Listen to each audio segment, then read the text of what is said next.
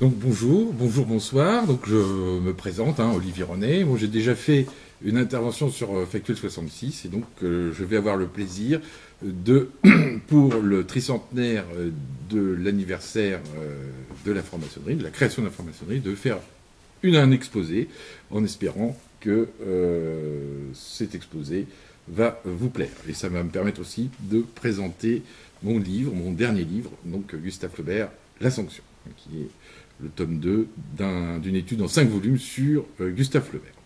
Donc la question que je me pose, parce que nous sommes tous confrontés évidemment avec la franc-maçonnerie à des secrets multiples et divers, à me poser cette question de savoir si ce tricentenaire de la franc-maçonnerie est réellement un anniversaire qui tient la route, ou sommes-nous encore une fois confrontés à quelque chose qui est faux.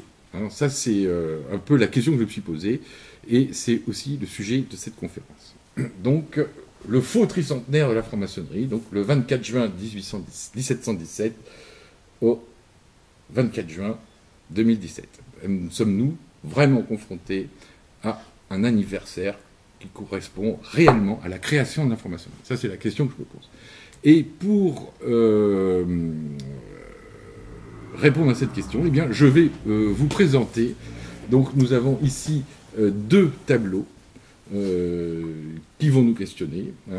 Un tableau où nous avons Gustave Flaubert jeune et un monsieur, donc certainement une personne importante du début du 19e siècle, et on voit qu'il est habillé d'un cordon rouge et d'une croix templière juste à côté.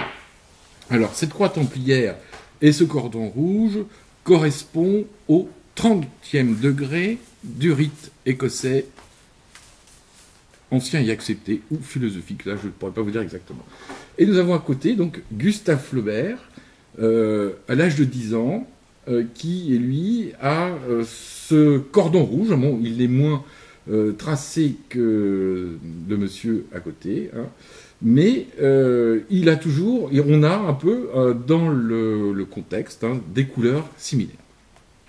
Alors, qu'est-ce qui a bien pu se passer pour Gustave Flaubert alors qu'il avait 10 ans? Eh bien, en cherchant un peu, on va comprendre assez facilement le lien qu'il y a entre ce monsieur qui est 30e degré au rite écossais, associé à l'ordre du Temple, puisque vous voyez sur son habit, on a la croix templière, et à côté, Flaubert, qui a un habit un peu moins détaillé, mais qui correspond au bout du compte à la même chose. Et on s'aperçoit, en cherchant un peu, je me suis aperçu que Flaubert, à l'âge de 10 ans, a été initié Lawton. Alors, qu'est-ce que c'est qu'un Lawton? Eh bien, un Lawton, c'est un fils de franc-maçon, d'un haut gradé, qui va, de manière héréditaire, accéder à cette élévation du champ de conscience que son père a bénéficié. Déjà, à 10 ans, on lui transmet cette puissance maçonnique, et il va suivre un rituel précis, rituel que vous pourrez découvrir dans mon tome 2, Gustave Flaubert, La Sanction.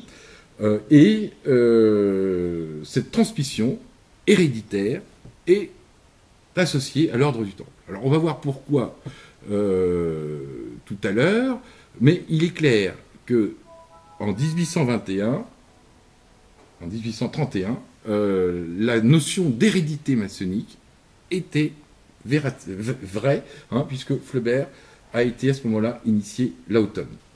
La particularité de Gustave Flaubert, c'est qu'il était initié au rite écossais philosophique. On a les détails de cette initiation au rite écossais philosophique dans mon livre Gustave Flaubert, La Sanction. Cette initiation est associée aux Stuarts, à la royauté, à la monarchie.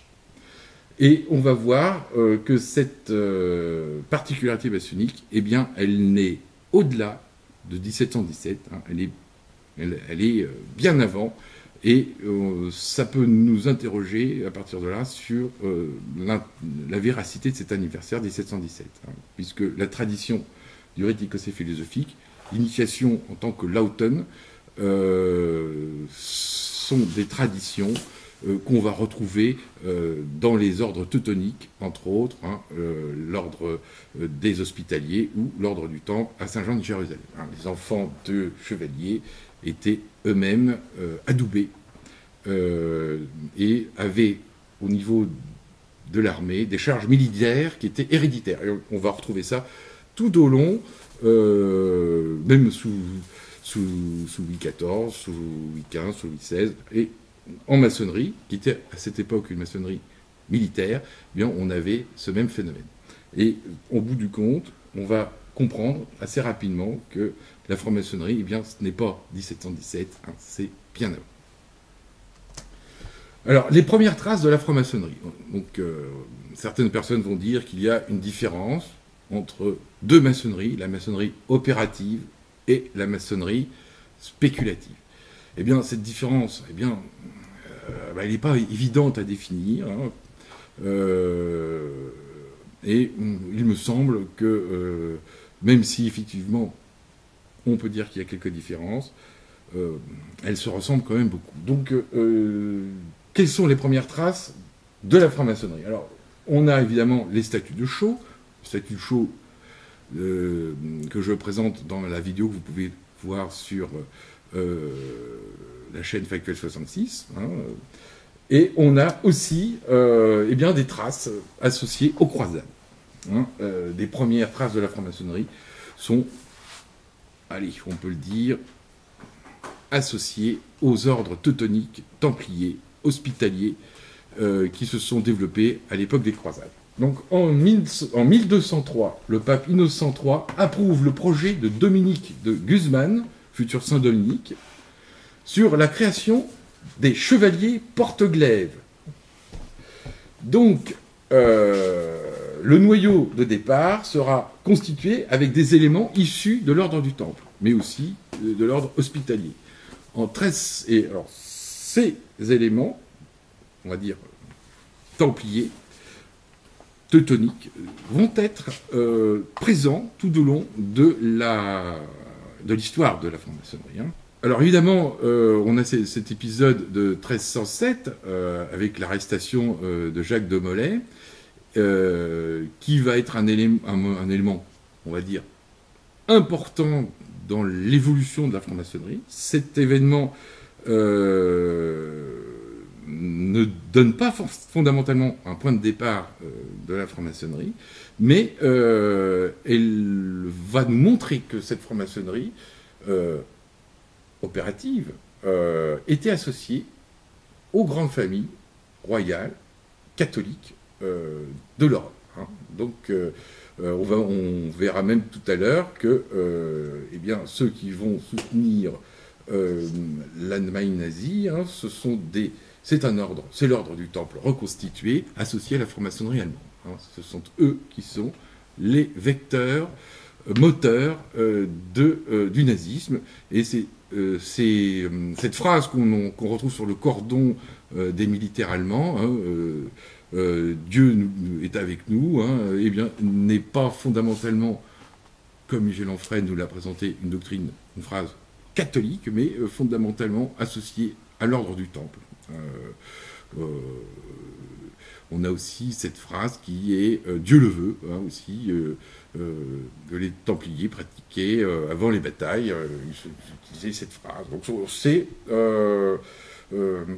l'origine de la franc-maçonnerie est associée à la constitution de l'ordre du Temple. C'est sûr. Hein. Donc on est bien au-delà de 1717. Hein.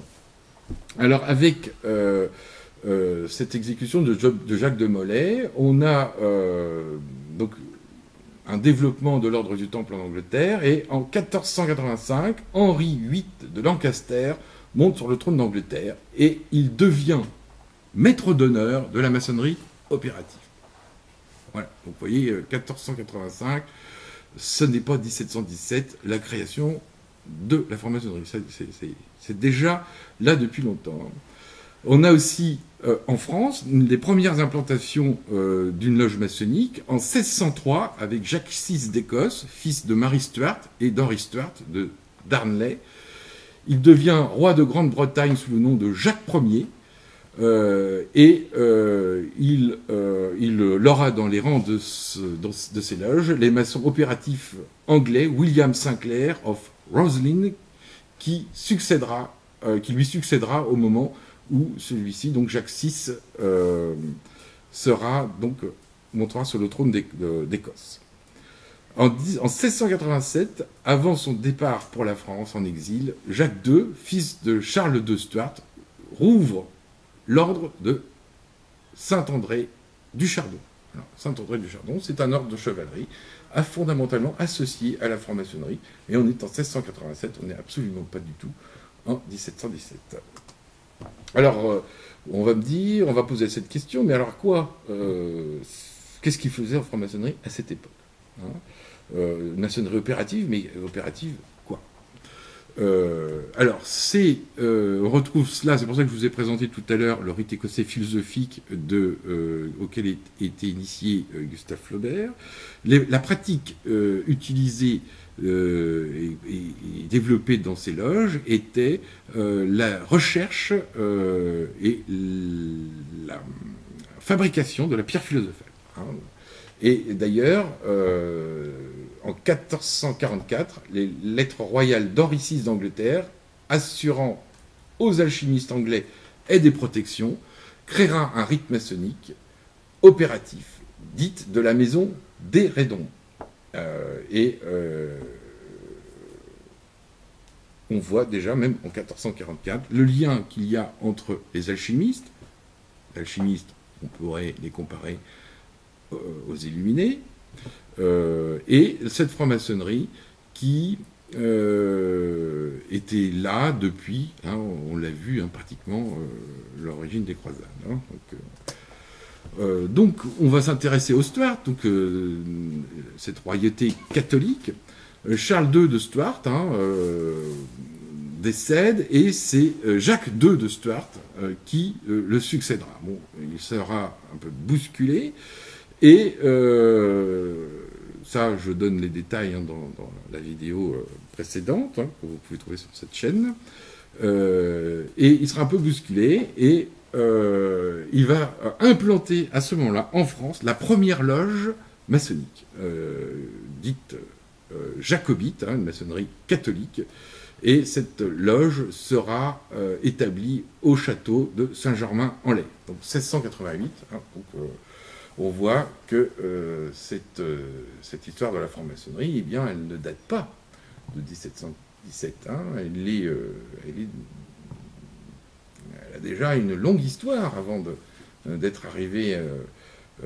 Donc l'anniversaire de la franc-maçonnerie, de la création de la franc-maçonnerie en 1717, et on peut se poser la question de savoir ce que ça signifie, en vérité. Alors, qu'est-ce qu'on pouvait trouver dans ces loges maçonniques, Mais on trouvait des hommes de science, c'était des médecins, beaucoup de médecins, puisque la franc-maçonnerie et la médecine est fondamentalement associée. Et on va trouver, comme je vous l'ai déjà démontré dans ma précédente conférence, Henri Corneille Agrippa, Nostradamus, Kepler, Tycho Brahe, John Dee, et bien d'autres encore, le père Kircher en Allemagne, et au XVIIIe siècle, eh bien, évidemment, il y aura Newton, qui fera partie de ces scientifiques qui étaient des alchimistes et protégés par les grandes familles royales en Europe. Alors, on peut se poser la question de savoir quel est le point de vue de la plus grande obédience française, donc le Grand Orient de France, quant à cet anniversaire. Donc, que nous dit le Grand Orient de France sur ce tricentenaire? Eh bien, voilà ce que dit le Grand Orient de France. La franc-maçonnerie est une pierre angulaire de l'histoire républicaine.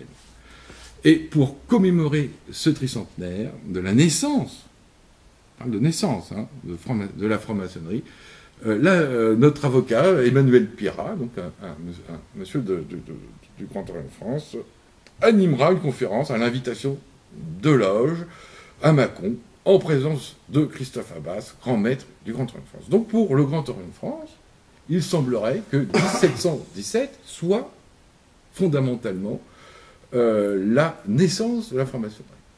Alors, je ne pense pas que nous avons affaire à des imbéciles, mais d'après ce que je viens de vous dire, il semblerait que ce ne soit pas vraiment la naissance de la franc-maçonnerie. Même spéculative, on va voir que la création de la franc-maçonnerie spéculative, elle n'est pas à cette date, 1717. Alors là, je vous présente un peu la différence. Hein, donc, alors à quoi correspond cette date? Alors en 1717, hein, fondation à Londres, le 24 juin de Saint-Jean d'été, de la Grande Loge de Londres. Et oui, c'est la Grande Loge de Londres, qui deviendra plus tard la Grande Loge d'Angleterre, par 4 loges de maçons acceptés, issus de la maçonnerie protestante et orangiste. Alors, là, je vous présente 2 photos. Hein. Nous avons la version officielle du Grand Orient de France, qui nous parle d'une maçonnerie fondamentalement républicaine. Et au bout du compte, on s'aperçoit que 1717 ne correspond pas à la création de la franc-maçonnerie, mais elle correspond à la création de la Grande Loge d'Angleterre. Alors, vous avez aujourd'hui le responsable de la Grande Loge d'Angleterre, hein, le duc de Kent. Alors, le duc de Kent, je n'ai pas l'impression qu'il soit très républicain. Hein. On pourrait même dire qu'il fait partie de la famille royale d'Angleterre, qui est protestante, donc déiste. Cette maçonnerie est totalement inféodée à la monarchie anglaise. Et je ne pense pas qu'il faille leur parler d'Écossais. Je pense que les Écossais ne les apprécient pas trop. Et à côté, vous avez effectivement cette franc-maçonnerie républicaine avec des politiciens, un politicien, hein, entre autres M. Bartolone, hein, et des gens qui sont effectivement très, très, très, très républicains. Hein, on connaît un peu le fait que le Parti socialiste est une fédération enfin que le Grand Orient de France est une fédération du Parti socialiste. Et quand on regarde ces 2 photos, on s'aperçoit que ces francs-maçons républicains ne sont pas très monarchistes, ne sont pas non plus royalistes, monarchistes. Voilà. Donc, pourquoi le Grand Orient de France célèbre la fondation à Londres, le 24 juin, de la création de la franc-maçonnerie, puisque, a priori, le Grand Orient de France, nous verrons cela tout à l'heure, a des origines catholiques et absolument pas orangistes. Hein. Donc le seul point commun qu'il y a entre le Grand Orient de France et la Grande Loge d'Angleterre, c'est la monarchie. Hein. Mais à l'origine de cette organisation, on a fondamentalement une histoire qui n'a rien à voir avec la République. Alors, on va passer à la suite, et on va se dire qu'au bout du compte, le Grand Orient de France, qui met en avant des lois qui ne sont pas très associées à la République ou à la famille, ni même à l'humanité, hein,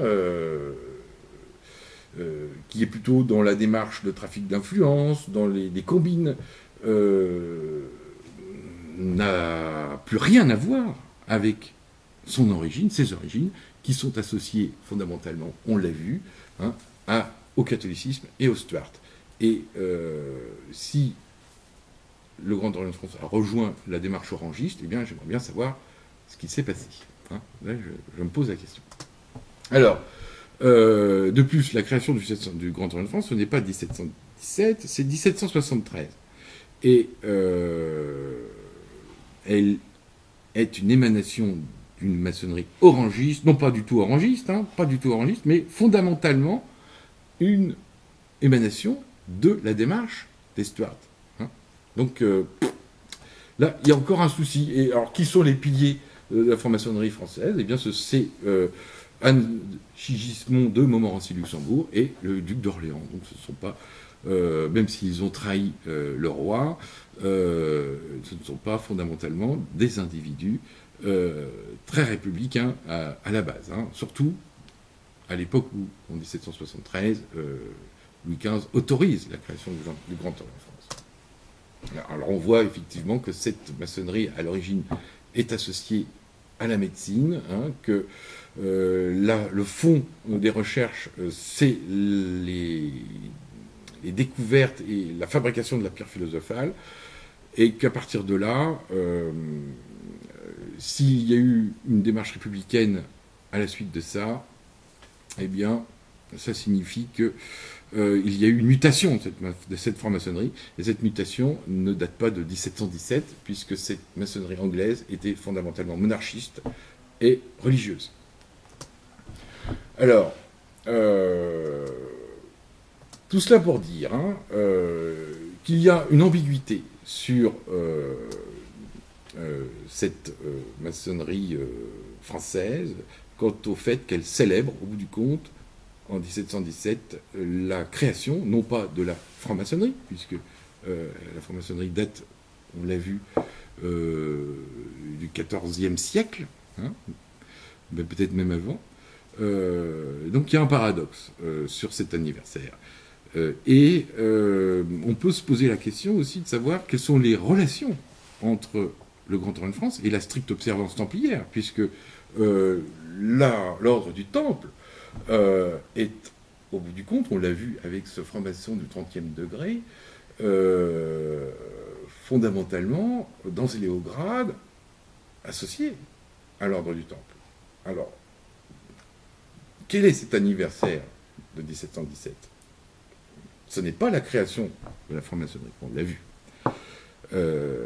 Ce n'est pas non plus la création du Grand Orient de France, ni de la franc-maçonnerie française. C'est la création de la Grande Loge d'Angleterre. Voilà.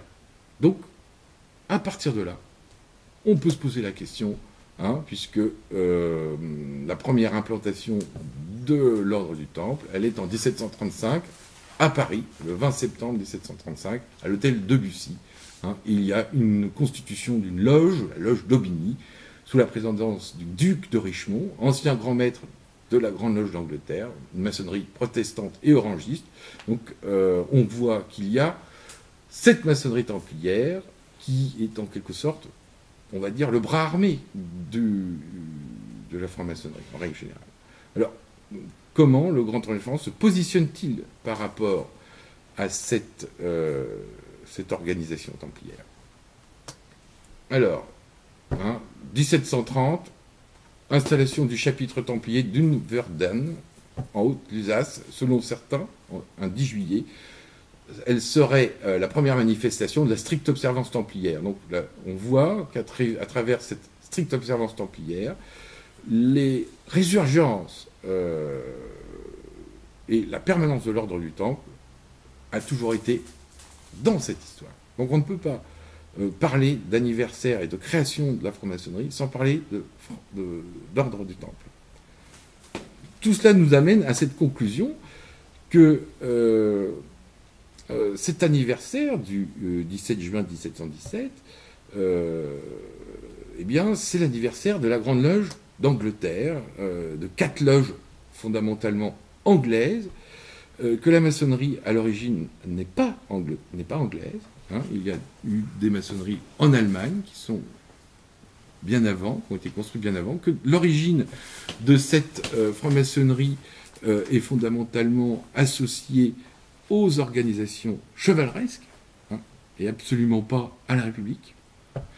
Donc la franc-maçonnerie, de par ses singularités, n'est absolument pas ce que le commun imagine. Les mouvements actuels, tout particulièrement le Grand Orient de France, n'ont plus vraiment à voir avec la franc-maçonnerie, et sont en réalité des impostures intellectuelles. Les origines de cette mouvance sont en vérité chevaleresques, c'est ce que je vous ai dit, associées à l'ordre du Temple, à l'ordre des chevaliers du Chardon, de Saint-André d'Écosse, à l'ordre des chevaliers Porte-Glaive, à l'ordre des chanoines du Saint-Sépulcre, à différents mouvements teutoniques qui se sont reconstruits sous différentes sectes alchimiques, entre autres la Rose-Croix, la stricte observance templière. Donc, pour terminer cette